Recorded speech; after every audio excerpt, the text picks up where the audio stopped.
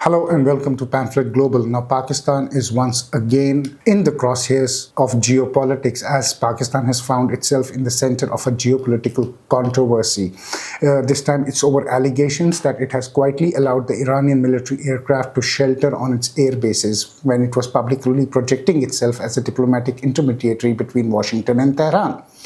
And the revelations are now triggering sharp criticism inside the United States, with several political voices openly questioning whether Pakistan can still be trusted as a security partner. Now, as per a report by CBS News, which cited multiple anonymous US officials, Iran moved several aircraft, including an Iranian Air Force RC-130 reconnaissance aircraft, to Pakistan's strategically Noor Khan Air Base near Rawalpindi shortly after the war between the American Axis and the Iranians started in West Asia. The report says the movement appeared to be part of the broader Iranian strategy to protect military assets from probable and possible American strikes as tensions escalated in the Gulf. The development is significant because Noor Khan Air Base is not just any military airbase. It sits very close to the Pakistan military headquarters in Rawalpindi and functions as one of the country's most sensitive air installations in Pakistan. If Iranian military assets were indeed parked there, it raises a very, very serious question about the extent of covert military coordination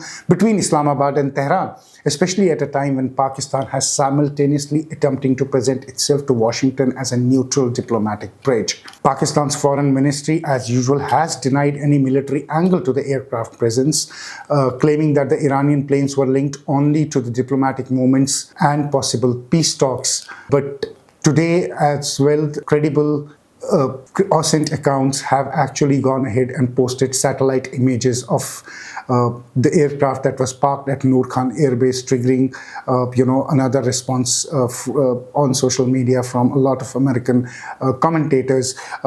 They have clearly shown, they have used Chinese satellite to show a presence of a camouflage RC-130 parked at Noor Khan Air Base. But the explanation the Pakistanis have given is doing very, very little to calm the critics in Washington, as I said, because the OSINTs have basically complimented that report. The bigger issue now here is whether military aircraft landed in Pakistan.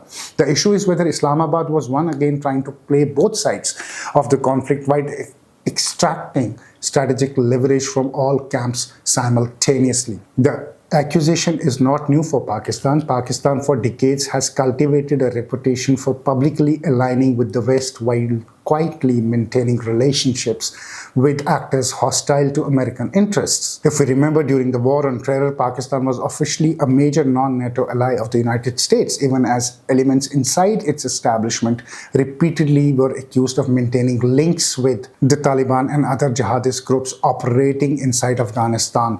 And it is nobody's guess that where in the end Osama bin Laden was actually hiding in Pakistan. And the latest episode is reviving exactly those old suspicions inside the American political establishment now.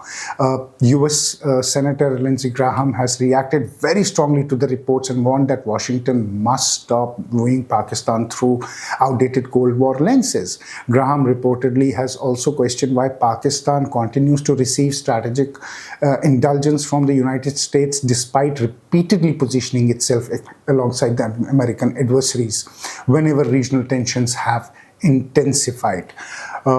Another conservative political commentator, Laura Loomer, was even more direct. She questioned President Trump's advisors if they suggested to him that they shouldn't be using Islamic countries as negotiation hubs. She said the country that harbored Osama bin Laden and regularly threatens India isn't a great host country for hosting a ceasefire. The criticism is again gaining a lot of traction because the report comes at a time when Pakistan's strategic dependence on China is already under intense scrutiny in Washington. According to the data cited in the same report from the Stockholm International Peace Research Institute, nearly 80% of Pakistan's major arms imports between 2020 and 2024 come from China. Beijing has also significantly expanded its military and economic cooperation with both Pakistan and Iran in recent years. That triangular alignment is increasingly worrying the American policymakers. From their perspective, Pakistan is no longer merely an unstable South Asian security partner. It is gradually becoming part of a wider Chinese regional architecture, which stretches from the Arabian Sea to the Persian Gulf. The optics are especially damaging because Pakistan has really spent months trying to improve its standing in Washington by cajoling President Donald Trump. And after years of deteriorating trust, Islamabad projected itself as a responsible mediator capable of facilitating communication between Tehran and Washington. But if the allegations are true, then critics say Pakistan was not acting as a neutral broker at all. Instead, it may have been quietly helping Iran preserve military assets while publicly speaking the language of de-escalation. The controversy also exposes the contradictions in Pakistan's regional policy. At one level, Pakistan routinely presents itself as a victim of terrorism and instability, and at the other level, its security establishment continues to pursue transactional relationships across multiple ideological and geopolitical camps, whether it's with Tehran, Taliban, China, Iran, or various other Islamic countries and actors, depending upon what serves its own short-term strategic interests.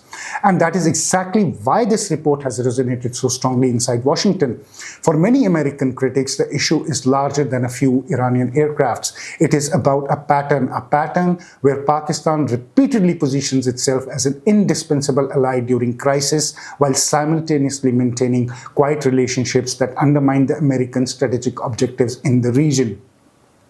So as the fragile ceasefire conditions continue in the Gulf and tensions remain very, very high around the Strait of Hormuz, with President Donald Trump saying that the peace process is basically on a life support, this controversy could further complicate Pakistan's already difficult balancing act between Washington, Beijing, and Tehran. But inside the United States, the political mood appears to be shifting once again, and for many in Washington, the latest allegations have reinforced an old question that never fully really disappeared from the American policy circles, that whose side is Pakistan really on? And then there is another question, that will Donald Trump again turn a blind eye towards Pakistan's treachery? Thank you.